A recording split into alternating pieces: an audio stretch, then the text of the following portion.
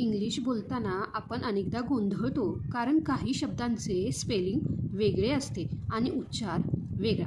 आज आपण शिकणार आहोत इंग्लिशमधील असे काही शब्द ज्यामध्ये काही अक्षरे लिहिली जातात पण उच्चारताना बोलली जात नाहीत. यांना म्हणतात सायलेंट लेटर. हे शब्द समजून घेतले की तुमचे इंग्लिश प्रोनाऊन्सिएशन म्हणजेच उच्चार एकदम परफेक्ट होतील. चला तर मग वेळ न घालवता सुरू करूया. तर विद्यार्थी मित्रांनो, जो काही पहिला शब्द आहे तो आहे बघा knife.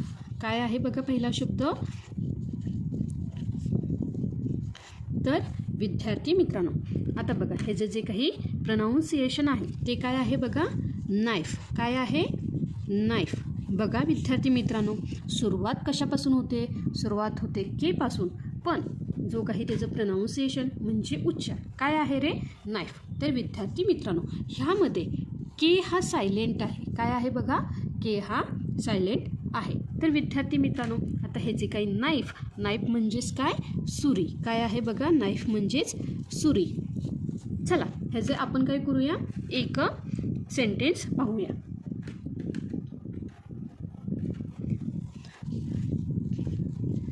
Cut it with a knife. म्हणजेच काय विद्यार्थी मित्रांनो? ते सुरीनं कापा. ते सुरीने कापा.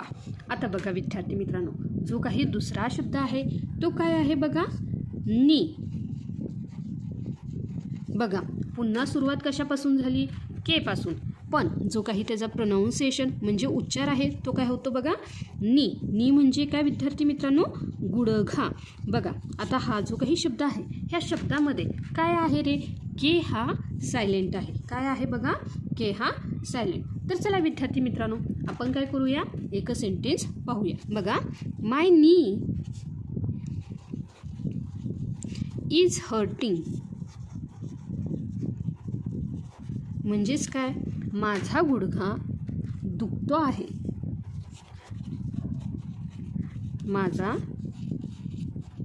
गुडघा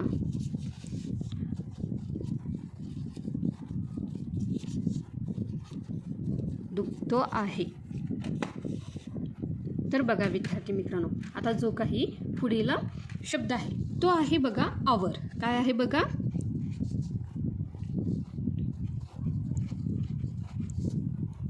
बघा विद्यार्थी मित्रांनो, तुम्ही नेहमी हवर म्हणत असाल, पण ह्यामध्ये हा जो काही प्रोनाऊन्सिएशन आहे तो काय आहे बघा? आवर. काय आहे बघा? आवर. म्हणजेच काय? ओ यू आर. लक्षात आलं का? ह्यामध्ये आवर म्हणजेच काय? तास. आवर म्हणजे तास. ह्यामध्ये काय आहे रे? हा जो काही यच आहे हा काय आहे बघा? सायलेंट आहे. लक्षात आलं का विद्यार्थी मित्रांनो? चला ह्याचं लगेच आपण एक सेंटेन्स पाहूया, म्हणजे वाक्य. बघा, wait for 1 hour. Wait for 1 hour.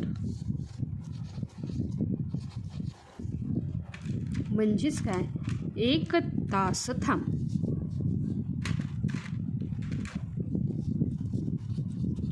एक तास थांब.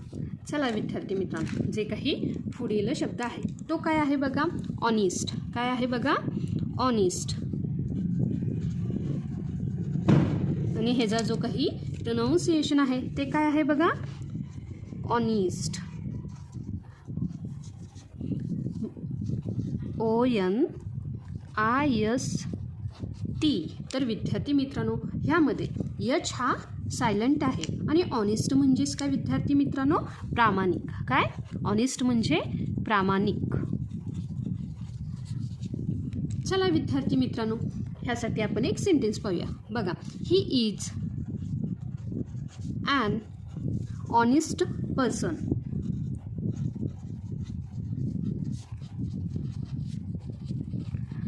तो प्रामाणिक माणूस आहे. काय होतो बघा? तो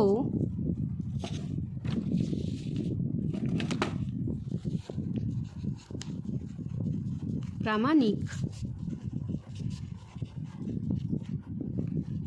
माणूस आहे. तर विद्यार्थी मित्रांनो, जो काही पुढील शब्द आहे तो काय आहे बघा, राईट. बघा विद्यार्थी मित्रांनो, दररोज हा शब्द आपल्या काय होतो रे, हाताखालून जातो, आपण तो म्हणतो, पण आपल्याला कळलं का की ह्याचं जे काही प्रोनाऊन्सिएशन आहे ते काय आहे बघा, राईट.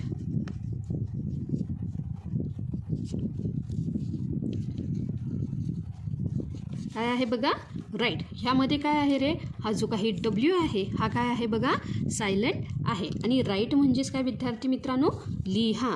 काय, लिहा. तर चला जे काही सेंटेन्स आहे ते लगेच घेऊया. Write your name. Write your name. तुमचं नाव लिहा. काय होतं बघा ह्याचा अर्थ, तुमचं नाव लिहा.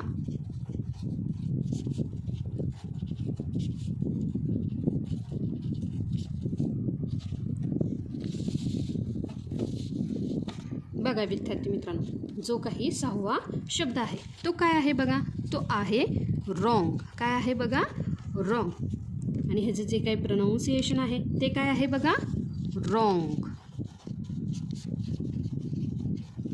रॉंग म्हणजेच काय विद्यार्थी मित्रांनो, चूक. आणि हा जो काही शब्द आहे ह्यामध्ये सुद्धा काय आहे रे, हा जो काही डब्ल्यू आहे हा सायलेंट आहे. लक्षात आलं का? चला तर ह्यासाठी आपण काय करूया, कसं होईल ह्याचं वाक्य, this is wrong. This is wrong म्हणजेच काय विद्यार्थी मित्रांनो, हे चुकीचं आहे. हे चुकीचं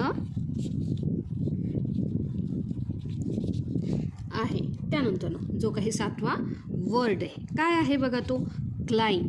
काय आहे बघा, क्लाइम. बऱ्यापैकी तुम्ही काय म्हणता माहिती घ्यायला, क्लीम. काय म्हणता, क्लीम. पण ह्याचं जे काही प्रोनाऊन्सिएशन आहे ते काय आहे बघा, क्लाइम. काय आहे बघा, क्लाइम. ह्यामध्ये जो काही हा बी आहे हा काय आहे बघा, सायलेंट. काय आहे बघा, सायलेंट. लक्षात आलं का? क्लीम नाही. काय आहे बघा, क्लाइम. क्लाइम म्हणजेच काय विद्यार्थी मित्रांनो, चढणे. आणि ह्यासाठी आपण काय म्हणतो रे वाक्य, क्लाइम द ट्री.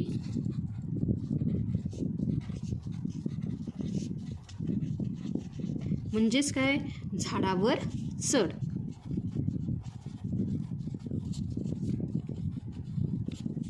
त्यानंतर जे काही 8वा शब्द आहे तो आहे बघा, थंब.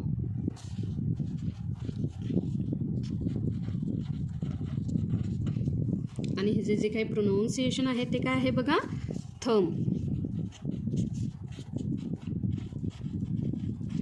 थंब म्हणजेच काय, अंगठा. आणि ह्यामध्ये सायलेंट कोणता अक्षर आहे तर विद्यार्थी मित्रांनो कळालंच असेल. काय आहे बघा, बी.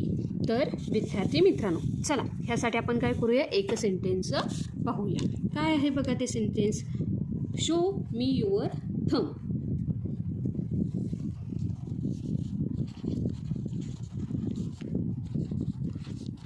Show me your thumb. तुझा अंगठा दाखव.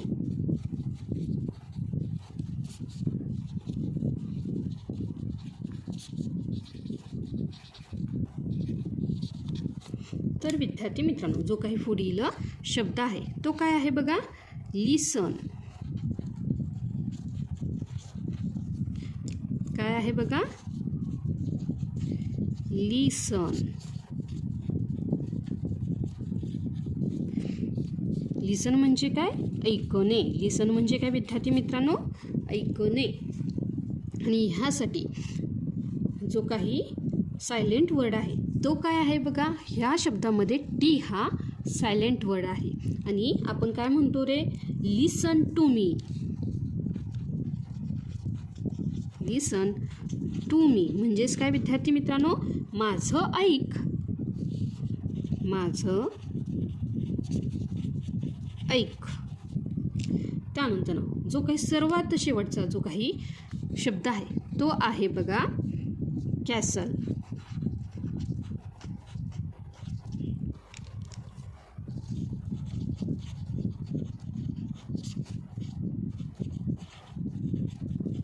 कॅसल म्हणजेच काय विद्यार्थी मित्रांनो, किल्ला.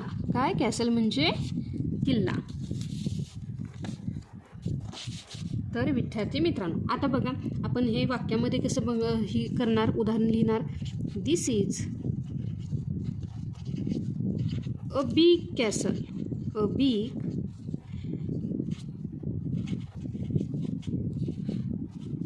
कॅसल. तर विद्यार्थी मित्रांनो, मी तर सांगायचं विसरून गेले, ह्यामध्ये टी हा काय आहे बघा, सायलेंट आहे. तर बघा ह्या वाक्याचा अर्थ काय होतो बघा. हा मोठा किल्ला आहे. हा मोठा किल्ला आहे. तर विद्यार्थी मित्रांनो बघा, ज्या शब्दाची सुरुवात कशाने सुरू होते बघा, के एनने सुरू होते. कशाने सुरू होते? के एनने. त्यामध्ये काय होतो रे, के सायलेंट असतो. त्यासोबतच ज्या शब्दाची सुरुवात डब्ल्यू आरने सुरुवात होते, त्यामध्ये काय असतो रे, हा डब्ल्यू सायलेंट असतो. लक्षात आलं का? त्यासोबतच ज्या शब्दाच्या शेवटी एम बी असेल तर तिथे आपल्याला बीचा उच्चार करायचा नाही, कारण त्यामध्ये काय असतो रे, हा जो काही बी आहे तो काय असतो, सायलेंट असतो. तर विद्यार्थी मित्रांनो, हे होते काही महत्त्वाचे सायलेंट शब्द. हे शब्द पुन्हा पुन्हा ऐका आणि तुमच्या रोजच्या बोलण्यात वापरण्याचा प्रयत्न करा, जेणेकरून तुमचा आत्मविश्वास वाढेल. तुम्हाला हा व्हिडिओ कसा वाटला हे कमेंट करून नक्की सांगा. जर आवडला असेल तर लाईक करा आणि आपल्या मित्रमैत्रिणींसोबत शेअर करा.